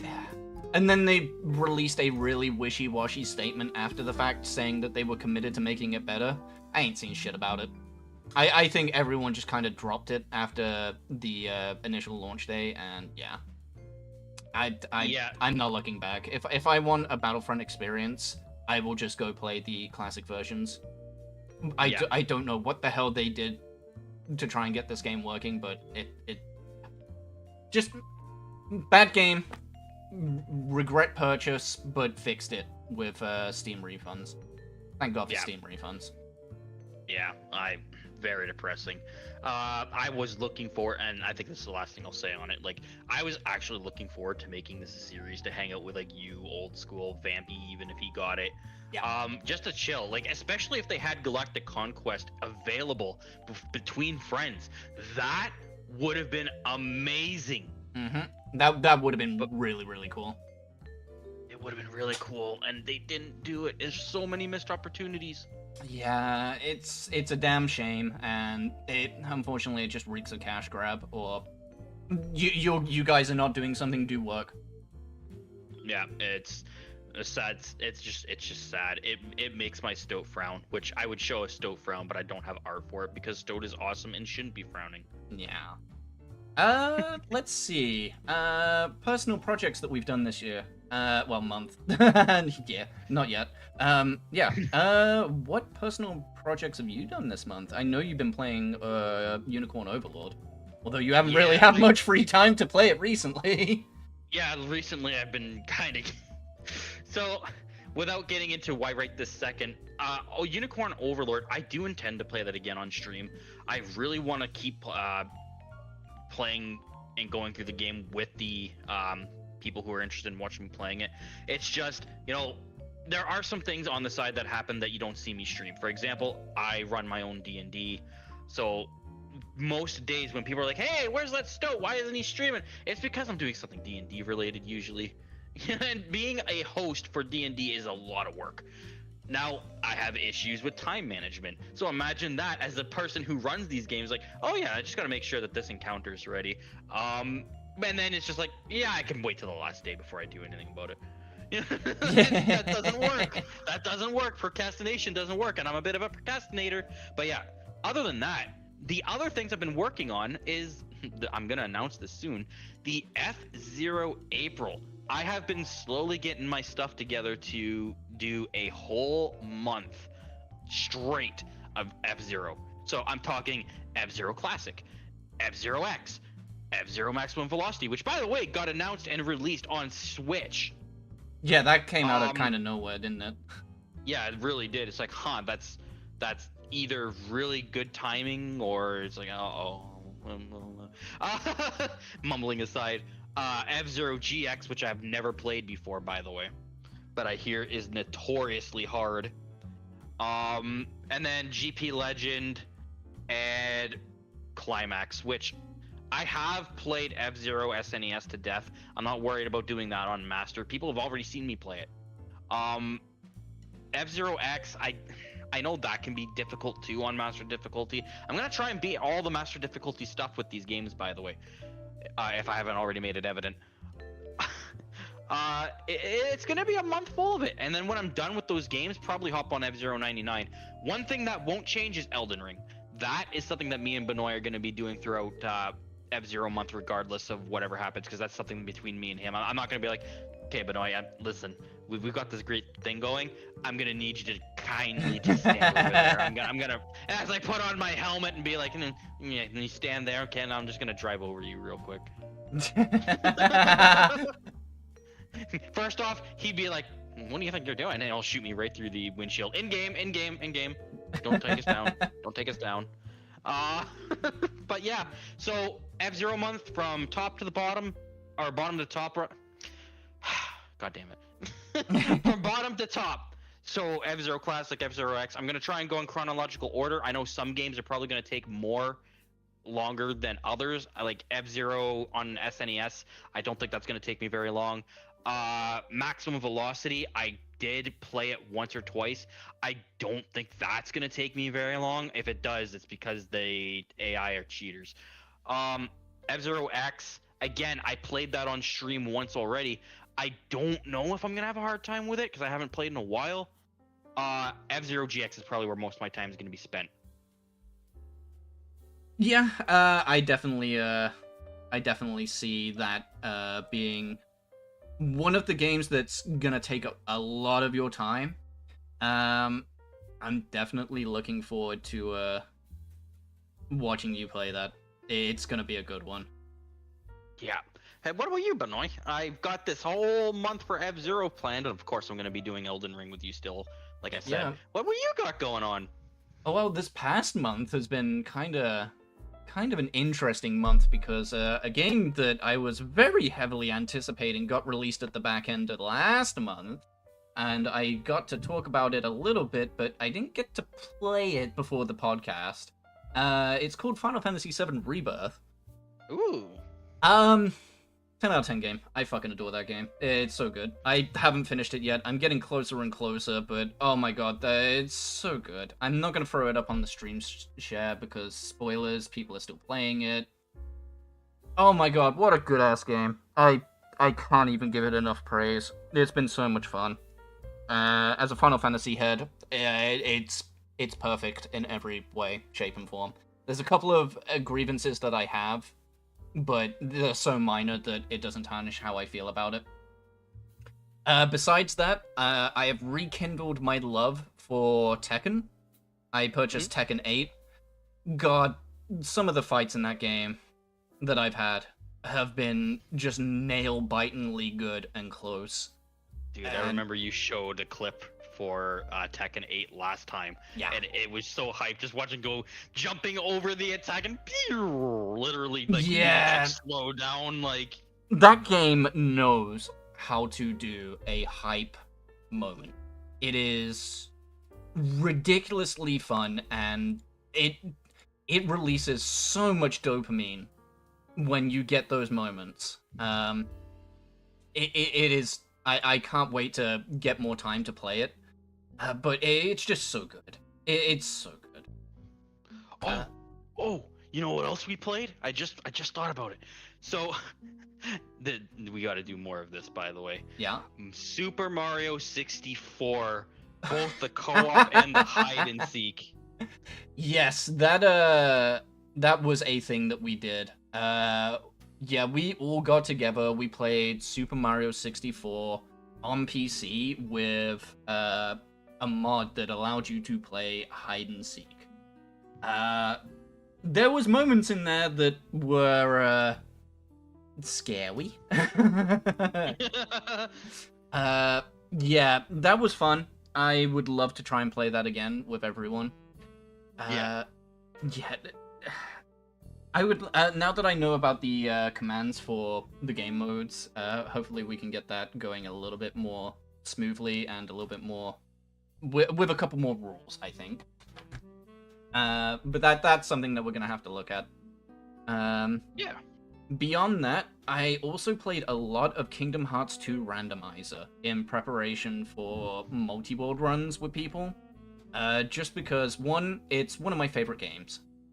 And I adore Kingdom Hearts, and 2 is my favorite by far. And I really love the multi-world stuff, and I can't wait to set up another one. Although, yeah, with the updates coming out to the multi-world randomizer, I don't know if that's going to be the game I go to anymore. But, yeah, it's something else I did this month. For next month, it's actually going to be a little bit more lax than previous months. With this upcoming week, I'm actually going to be taking my Thursday and Sunday stream days off in preparation for a project that I have coming up. This project is basically revealed to people. It is a venture through game series, and I'm starting out with Metal Gear Solid because I have a deep love for Metal Gear Solid. I will be doing dress up for each of these games or game series that I plan on doing. So for Metal Gear, I'll probably be dressing up as Snake. We'll see when I get to the later games on whether or not I alter the outfits. Pray that I do not alter it further. Some of the other game series that I have in mind that I want to do later are Devil May Cry, maybe a couple Final Fantasies that have some sequels attached to them. Maybe Armored Core, because I've rekindled my interest and love for that. I actually found a Armored Core model kit the other day in a store for like $40, and I'm like, I'm gonna buy this because I love mechas. But yeah, those are gonna be some things that I go down down the list later on. I cannot wait to get stuck into Metal Gear again. Wash away the anger. Yeah, we'll be getting to that one eventually. That one's gonna be on the list because technically it is a sequel. We'll see about the spin-offs, such as Metal Gear Acid. I do love those games. Maybe I'll make them like a follower goal or something. But for the moment, I'll be focusing on the mainline series, and games that I really enjoyed. Yeah. Beyond that, yeah, it's gonna be more Elden Ring with you as well. Yeah. That's not going anywhere until we finish it. Even in a heavy F-Zero month I've got planned, it's still gonna have Elden Ring. It's F-Zero with a side of Ring. But yeah, those are my personal projects this month and next. There was actually one little bit of news that I wanted to talk about that relates to the two of us. I have put it in the docket. You might have caught it. Just the two of us. We've talked about it before. We are both big Final Fantasy 14 heads. We have played the game to death. We love it, and we've been on hiatus from the game for a while between the two of us. And with the expansion of Dawn Trail coming out in July of this year, finally got a release date for it. One issue with it, it is a single week after Elden Ring's DLC. But it is something that we plan on playing together. Got it. I'm reading you loud and clear. All right, guys. When the new DLC drops, you get tuned in for our speed run of the DLC for Elden Ring.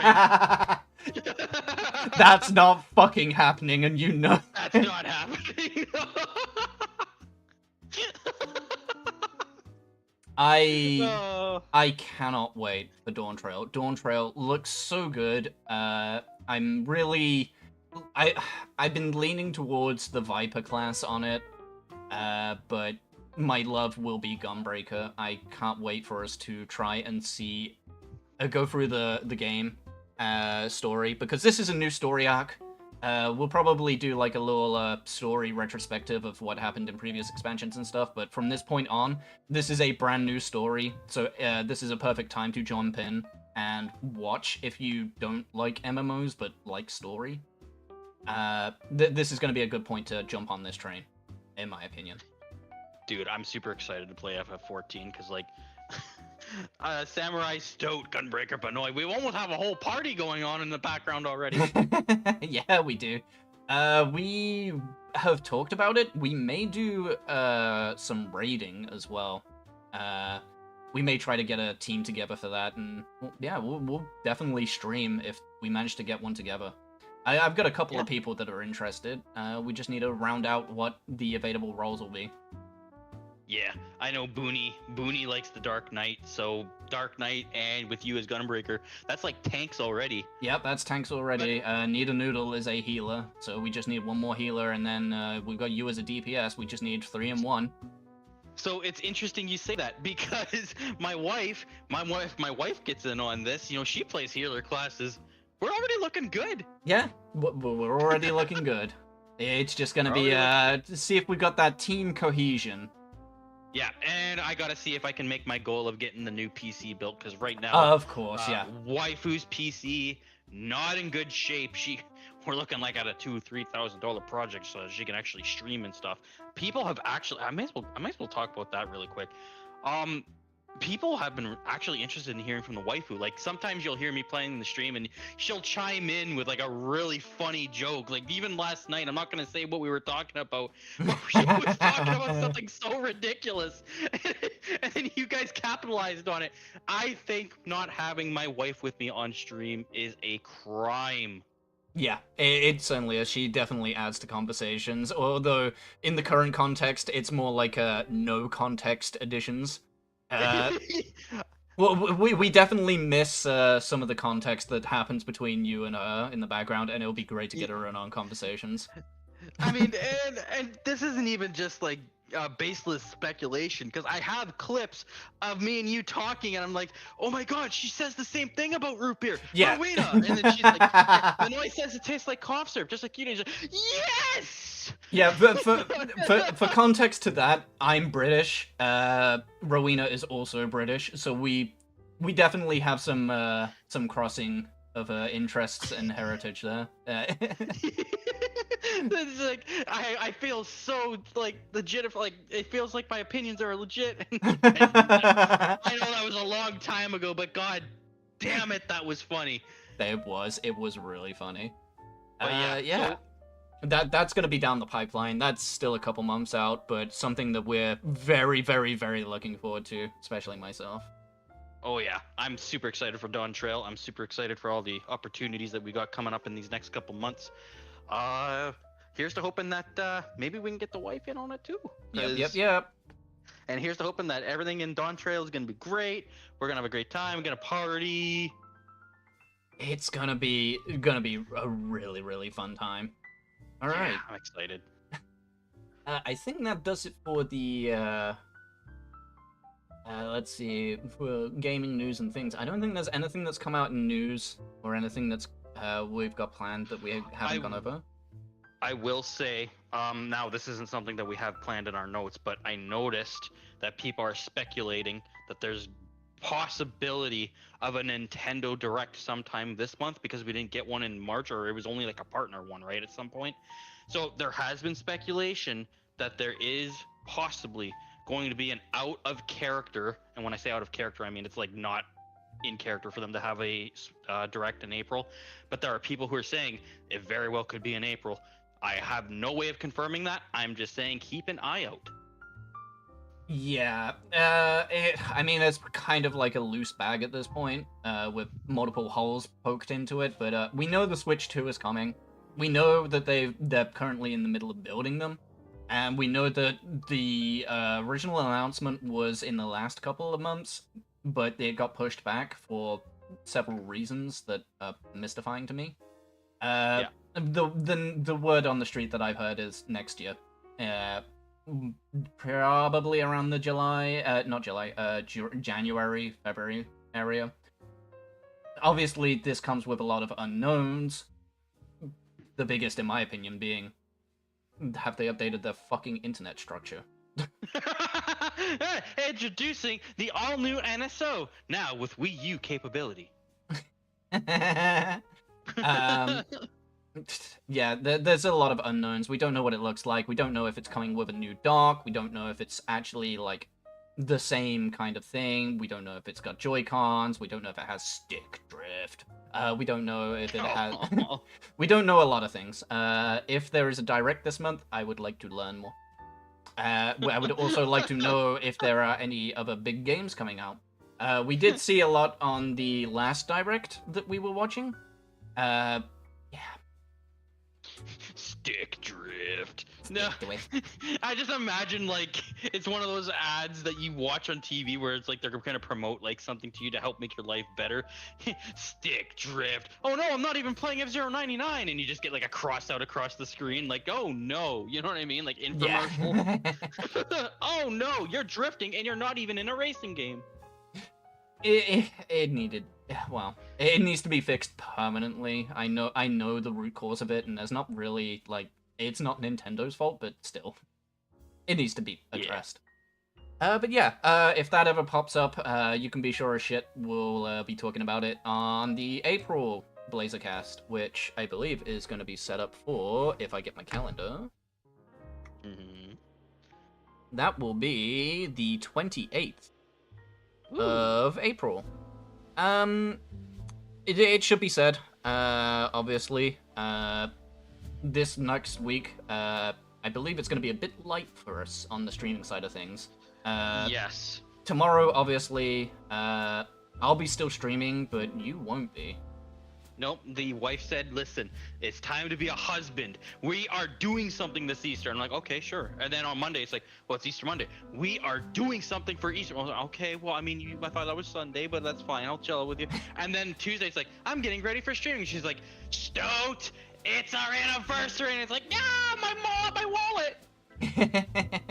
No, I'm kidding. So dating anniversary of 13 years that I will be celebrating on Tuesday. So I won't be here to stream that day. I will be spending money with the wife. Yay! Hey!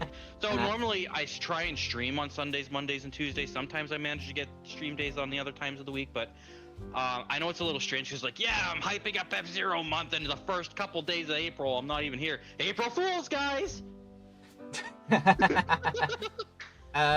So yeah, it's gonna be a bit light. Obviously, I'm taking Thursday and Sunday off, but Wednesday and Saturday will still be Elden Ring. I don't want to fall behind on that, especially with you getting F-Zero month on the go. Yeah, Elden Ring will definitely help me change things up because, man, listen, I'm gonna get onto F-Zero GX, or maybe even the other master difficulties will give me a hard time, and I'm gonna feel like a part of my soul is being drained if I'm not succeeding. I just have that sneaking suspicion that because I haven't touched F-Zero GX, that there's going to be some difficulties. Yeah, I don't want you to suffer extreme burnout. And obviously we need to look into split screeny multiplayer. Yeah, Shifty I would eyes. love to do that. So I think this brings us to one of our favorite moments of the podcast. Yay! Clips of the month! Clips of the month! In this segment, we collect the 3 clips that we love the most from the last month just gone. 3 each, ranging from, yeah, whatever we played. Oh my god, this month it's so difficult. This month, as always, is so difficult. Shall I start us off? Go ahead. We'll do your top 3 and then we'll do my top 3. For sure, for sure. Right, so let's get the stream share going, and this time I will be sharing audio. Let me get the... No, not the full screen. I might actually have the full screen. It's being a bit annoying.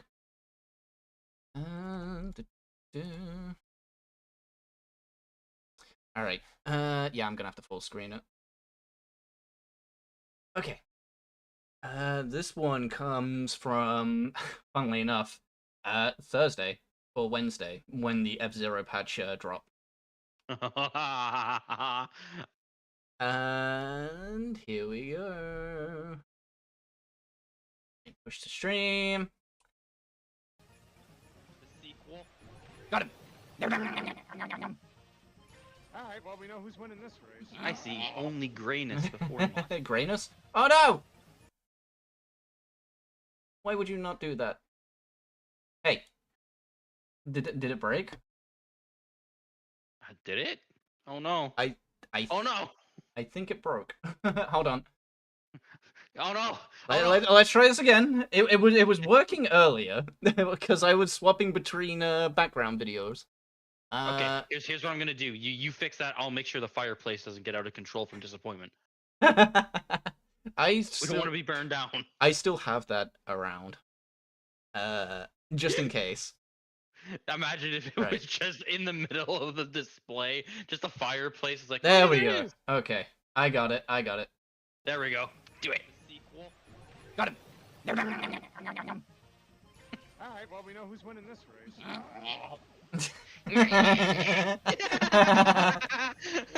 I love this clip just based on the sounds that I do. Me and Vampy are notorious for just making noises. And I was riding a real high on this one. I need to clip that and put that on my soundboard. This one comes courtesy. I actually forgot to mention this. I did actually do a collab earlier this month with a couple of people that are really, really cool. Enderwolf, super funny person, super cool, and a bunch of other YouTubers, VTubers. We will be doing some more stuff with them in Minecraft, I believe. We're getting that put together, and we might be also doing some Goose Goose Duck again. Oh my. Yeah, I love doing collabs. It's so fun to meet people. Yeah, it's really. I feel like it's a really important thing to do, especially when you're trying to build a community with everybody. And I mean, look at us, right? Like that's exactly how it happened. Yeah. Blazercast. So this kind of cool. He's a copywriting son of a bitch because he's also called Blazer, but I mean, he's kind of cool. It's fine. I give him a pass. This one comes courtesy of when we played Party Animals together. This will probably go down as one of my more infamous quotes. And here we go. I don't know. Precise aim. I am not going down on Twitch as the guy that puts plungers in people's butts. You are. Marty's always saying it. For context, there is a item in Party Animals that is a toilet plunger, and you can stab people with it, and then it kind of gets permanently attached, and you have something to hold on to. Every time it dropped, I would just... Unfortunately, when I try to hit people with them, I would hit them in the butt with it. So... I'm how plungers work. Yeah, I'm not going down on Twitch as the person that puts plungers in people's butts. Oh boy. I'm not going to elaborate on that one or how that works. It just happened. Yeah, it just happened. It was a thing. And I have one more. This actually comes from Wednesday when we did Elden Ring. Oh my god, is it? Oh, I think I know what it is. You should know what it is because it was comedy gold in the moment. Ah, god damn it. Ooh. Nice. Should be good. Oh no no no no no no no no! Don't choke! Don't choke! You choked! You choked! You choked! How come you?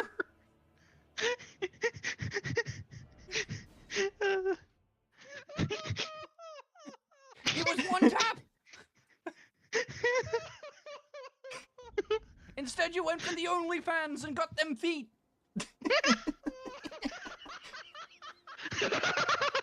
It took me a second to think about that one, and it was the funniest thing. Dude, it was so close. Nice. You can hear the agony in my voice. Like that was a roller coaster of emotions. You got me, no, and you came out with that, and it almost sounds like I was laughing to cope, for God's sake. It was seriously funny. It was so good. It was so Oh good. my god. Alright. Jeez. Right. I don't know if it'll work the same way that we did it last time, but feel free to take control of the screen share. Okie dokie. Okay, good. I'm pretty sure. Okay. Just let me know when you need me to toggle it on.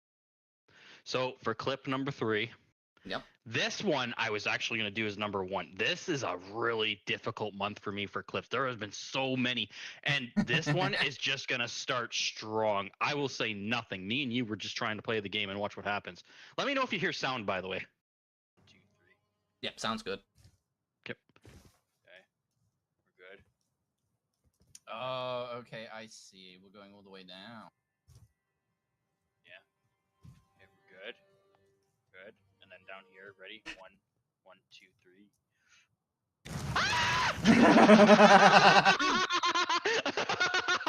Probably one of my best screams. I'm so glad that we've forgotten a lot of nuances about Elden Ring. Oh, damn it, dude. It's so funny.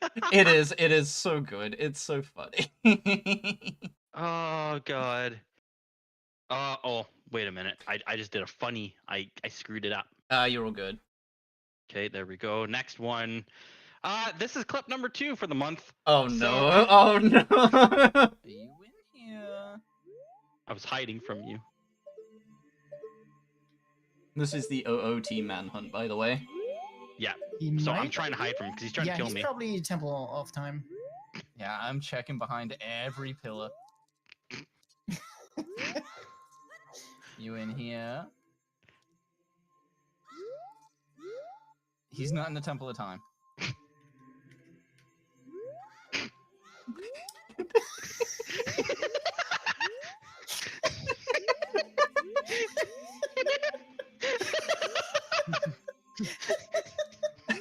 Yeah? Please turn around.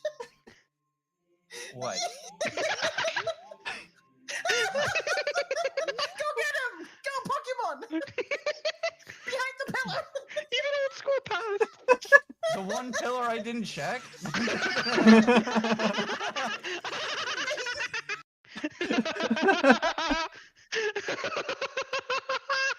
I saw Vampy there. I don't know if he thought I saw him or not, but I looked right at him a couple of times. I'm Oh, like, hey, watch this, watch this.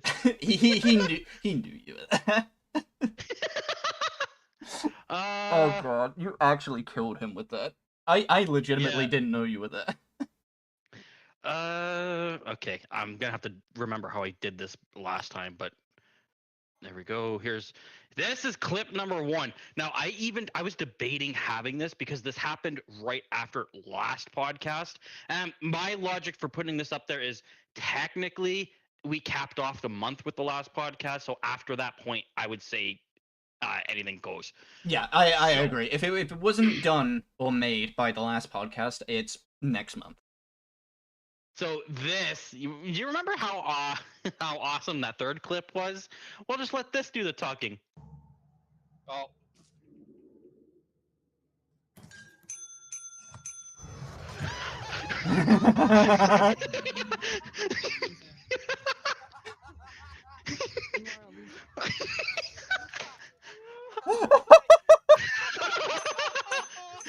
That was a scream.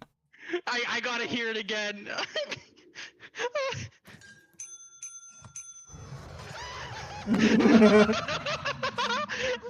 So I I fucking I love the fact that you can go from 0 to Tom and Jerry scream in 0 seconds. Oh, oh man, I think like the reason I chose that one specifically because there's another one. There were so many clips that I could have chosen here. Like I thought about the Mario hide and seek. That was really funny. There was another one of us all screaming in Lethal Company.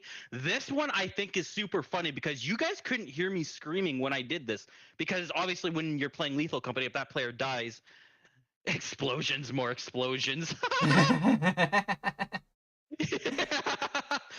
So when you're playing Lethal Company, if you get killed, your team can't hear what you're saying. You go into a separate chat, and you can only talk to other people who have died with you. So that scream, they didn't hear it. They were still laughing their ass off. So it makes this even more funny because now you actually hear the scream, and it's almost as if you guys. Speaking God. of Lethal Company, I've shown the video across to you, Vampy, and Old School, and a couple of other select people, but I have something in store for Lethal Company when we play it again next time. I really want to play it again. I think crowd control really made that so much better. Yes, yeah, I agree. Crowd control, Lethal Company has been so funny, so good, and I can't wait to do it again. It's been great. It really was.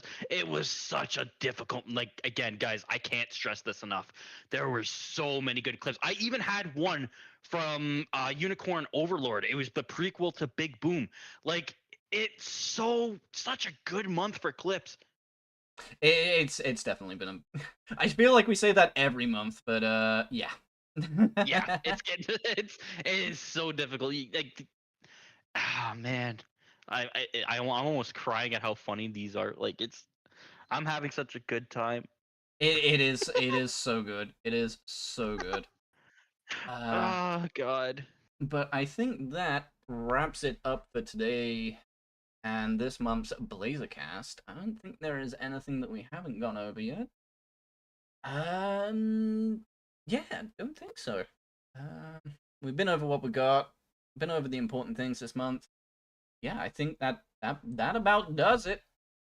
That'll do it. That'll do it. As always, you can grab this via our VODs or via Spotify. We'll post the updated link in chat in Discord later on. You'll be able to get it on my YouTube. And don't remember if we linked your one to this event or not.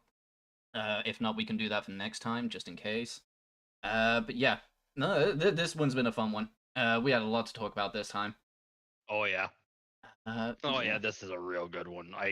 I'm excited now. I think I think it's needless to say I'm probably gonna end up with a lot of clips for F-Zero this upcoming Yeah, F-Zero. yeah, you are by the end of April gonna be F-Zero'd out, my guy. Yeah, so for anyone who watches me for F-Zero, if y'all are like, hey, what the hell, where's that Stope and where's my F-Zero content? You're about to get a lot of it.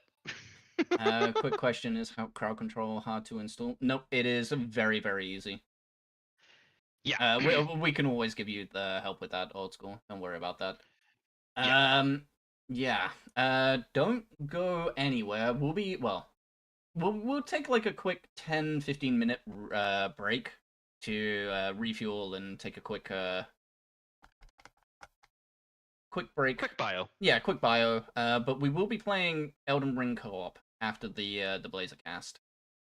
Yeah. Been meaning to ask Benoit, what are your plans for April? Stode has his, but what about mine?